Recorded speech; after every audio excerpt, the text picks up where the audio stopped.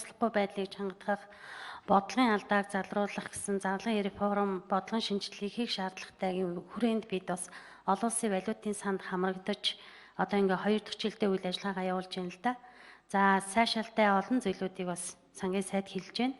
Өнөөдөр төсвийн хүрээний мэдээлэл төсвийн төсөөллийг 21 он хүртэл хилцэж байгаа энэ тохиолдолд бид бас энэ асуудалд гол анхаарлаа хандуулан ажиллах шаардлагатай гэж ингэж үзэж байгаа. Тэгэхээр орлогыг нэмэх тал дээр бодиттой төлөвлөсөн зүйл бас нэг төдийлөн харагдахгүй байна. Инээс илүү орлого олох боломж байна. Тэгээ энэ дээр ер нь бас төсөөлж байгаа хүрээ ямархуу түвшинд байна вэ гэдгийг асууя. Хоёрдугаарт нь орлогоо төсөөлөхдөө ашиглаж ирсэн энэ аргачлал зааварчилгаагаа ер нь ягталж нэг эргэж дахин үнэлэх шаардлага байна уу гэж ингэж харж байгаа. Энэ дээр хийсэн шинжилэл өөрчлөлтүүд байна уу гэж ингэж асууя. Гурав дахь асуудал маань төсвийн хүрээний мэдээллийн зарлагын асуудал хамгийн чухлаа. Бид орлогыг нэмэгдүүлэхдээ зарлагыг нэмэхийн тулд орлогыг нэмэгдүүлдэг. Гэтэл сая одоо Ганбаатар гишүүний асуултанд асуусан хариултаар бол ямар ч гэсэн өнгөрсөн хугацаанд 92-7% байсан бол одоо 75-25% харьцаатай хөрөнгө оруулалт маань нэмэгдэж байгаа нь сайшаалтай. Гэсэн хэдий боловч төсвийн нөхцөл байдлаас шалтгаалаад улс орны эдийн засаг нийгмийн нөхцөл байдлууд бас хэмжигдэж байгаа учраас бид энэ зарлагын энэ төлөвлөлтийг эргэж харах, мөн шаардлагатай хэрэгцээтэй энэ зардалд тухайн хөрөнгө оруулалтуудыг одоо төсөвлөх, эрэмблэх юм шаардлагууд байна гэж ингэж үзэж байгаа. Тэгэхээр сангийн сайдын хариултанд дурдаад байгаа нэг зүйл байна л да. Төсвийн хүрээний мэдээлэл төсвийн төсөөллийг авчулц хэлцэхдээ 19 он 20 онд хэрэгжүүлэх үндсэн чиглэл 16-аас 20 онд одоо хэрэгжүүлэх бүх мөрийн хөтөлбөрүүдийн энэ бодлого чиглэлд уялдуулан төсөвлөх ёстой л доо. Дангаараа тусдаа гэдэг энэ асуудал бол санхүүгийн одоо салбарын бидний хувьд ойлгохгүй зүйл байгаа. Тийм болохоор магадгүй төсвийн хүрээний мэдээллийг бид баталлаа. Эргээд 19 оны төсөв үндсэн чиглэл батлахад төсвийн хүрээндээ л одоо нийцүүлж ярих хэрэгтэй бид нар. Орлого ийм хэмжээнд, зарлага ийм хэмжээнд, төсвийн тэнцлийн алдагдал ийм хэмжээнд, тэнцвэрчилсэн нөхцөл байдал ийм хэмжээнд гээд тоо заачих учраас одоо манай гишүүд маань энэ 19 он 20 онд энэ үлдэж байгаа хугацаанд хийгдэх хөрөнгө оруулалт бүтээн байгуулалтуудын ажлуудаа, санал бодлуудаа бүрэн хэлж одоо энэ төсвийн хүрээний мэдээлэл, энэ төсвийн төсөөлөлд тусгаж санал бодлоо илэрхийлж авах нь чухал шүү гэсэн юм асуудал байна. За дараагийн асуудал маань төсвийн тэнцвэрчилсэн тэнцэл нь төсвийн жилийн дотоодын бүтээгдэхүүний 2%-аас илүүгүй ийм алдагдaltaй байнаас одоо хасах 6.1%-тай байж байгаа.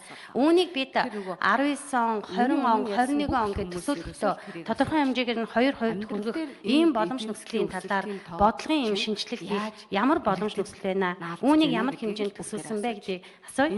За дараагийн дөрөв дэх асуудал. Салбарын бодлогын яамдын бодлого маань аль хэрэг төлөвлөсөн бэ? Би сая саран гэрэл сайдын асуултанд бас их гайхацууллаа. Мэдээж эрүүл мэндийн асуудал, боловсролын асуудал, энэ цагта цэрэг хүчний байгууллагуудынхаа ядаж бид нар цалин шүүгч нарын цалинтай энэ тэнцвүүлмээр байна. Бид бас цалинг нэмэгдүүлнэ. Эрүүл мэндийн одоо зарлага санхүүжилтийг 2 дахин нэмэгдүүлнэ гэдээ амласан байж байгаа. Энэ амлалтанд маань хизээх хүрэх вэ? Энэ дээр бас нэг хариу өгөөч. За хамгийн сүүлийн асуудал маань энэ орон нутгийн эрх мэдлийг нэмэгдүүлмээр байна. Дайлангуяа нутаг дэвсгэрийн онцлогоос шалтгаалж байгаа энэ орлого олж байгаа энэ одоо нутаг дэвсгэрийн онцлогийг харгалзаж энд орж иж байгаа орлогын тодорхой хувь хэмжээг одоо буцааж орон нутагт нь төвлөрүүлэх, хуваарлах. Ингэснээрээ бид нэр бас энэ тэр дундаа энд ашигт малхмын нөөц ашигласны төлбөр, агаарын бохирдлын төлбөр, байгалийн нөөц ашигласны төлбөр, гайлын хураамж эднэргээд тухайн орон нутагтаа шаардлагатай байгаа хөрөнгө оруулалт бүтээн байгуулалтын үйл ажиллагаанд зарцуул. Хөргөлөтөр сайд. За орлогын талаар 2019 онд төсвийн орлогыг 1.9 их найдаар нэмэгдүүлж оруулж ирж байгаа. Нэлээд шахсан тоо. Яагаад гэвэл энэ 2018 оны төсвийн орлого 7.8 их найд. 2019 онд бид нэр 9.7 их найдаар тооцсон. Инхээр орлогыг үндсэндээ 2 их найдаар нэмэгдүүлэхээр оруулж ирж байгаа. Энэ бол нэлээд их шахацсан тоо байж байгаа. Өөрөөр хэлбэл засгийн газар 2019 онд бүрэн хэмжээгээр ажиллана, нэлээд шахаж ажиллана. Хувийн хвшлийг бол дэмжинэ гэсэн энэ бодлогынхаа хүрээнд энэ төсвийн орлогыг нэлээд их шахаж оруулж ирсэн тоо. Үүнийг дахиад дээшээ нэмнэ гэвэл энэ одоо хиймлэр нэмэгдсэн болж дараа эдийн засагт нэлээд эрсдлүүд үүсгэнэ гэж бид нэр үзэж байгаа. За төсвийн зардлыг бол бид нэр 1.3 их найдаар бол нэмэгдүүлж оруулж ирж байгаа. За эдийн засгийнхаа бодлогынхаа гол чиглэлүүдийг бид нэр энэ ялангуяа хөрөнгө оруулалт болон асуудлууд дээр энэ Улаанбаатар хотын утаа боловсрол эрүүл мэндийн гэдэг салбарын бодлогууд нь илүү одоо их төсөв дээрээс гол анхаарал тавьж хэрэгжих ёстой гэж үзэж байгаа. За энэ нь бол дараагийн бас үндсэн чиглэл болон бодлого бусад засгийн газрын бодлогууд дээр ч гэсэн энэ дээр гол анхаарал тавигдж явагдаж байгаа гэдгийг хэлмээр байна. За төсвийн алдагдлыг 2% болгоод дотоодын нийтгэгдэхүүний 2% болгоо буулгачих боломж бий юу гэвэл бий.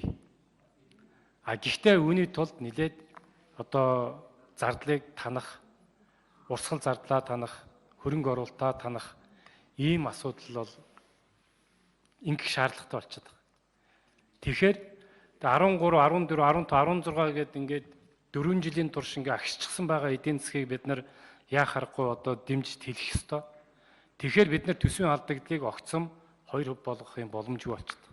Тийм учраас бид нар өнгөрсөн энэ оныхоос 2018 оныхоос бууруулад 6.1% алдагдaltaй байна гэж үзэж байгаа. Гэхдээ энэ төсвийн алдагдал дээр би нэг зүйлийг онцолж хэлэхэд бол энэ нөгөө дотоодын арилжааны банкудаас өндөр хүүтэй зээл авахгүйгээр төсвийн алдагдлаа тооцсон байна. Төсвийн алдагдлын хэмжээг нь юу гэхээр үндсэндээ энэ дийлэнх нь гадаадын хөнгөлөлтөө зээл тусламжаар санхүүжих ийм алдагдал байгаа. Энэ нь өөрөө эргээд эдийн засагтаа сөрөг нөлөө үзүүлэхгүй, арилжааны банкуд зээлийн хүүг дээшээ хөргөдөхгүй байхаар төсвийн алдагдлаа нэлээд тооцож оруулж ирсэн байгаа. Тэгээд эдийн засагт сөрөг нөлөө үзүүлэхгүй хэмжээнд гэхдээ урд өмнөх хугацаанаас буулгасан тэгээд эдийн засгаа бас тэтгсэн дэмжсэн ийм байдлаар эдийн засгийнхаа бодлогыг бодож төсвийн алдагдлыг тооцож оруулж ирсэн гэдгийг бол хэлье. За орон нутгийн эрх мэдлийг нэмэгдүүлэх тухай асуудал бол 2019 оны төсвүүдээр бол оруулж ирнэ. Гэхдээ нөгөө хайгуулын лицензийн төлбөрийг 50%-ийг нь 19 оноос эхлээд орон нутгад өгдөг, 20 оноос эхлээд бүгднгийн өгдөг. Нөгөө суурь зардалтаа тооцохгүйгээр дээр нь нэмж өгдөг.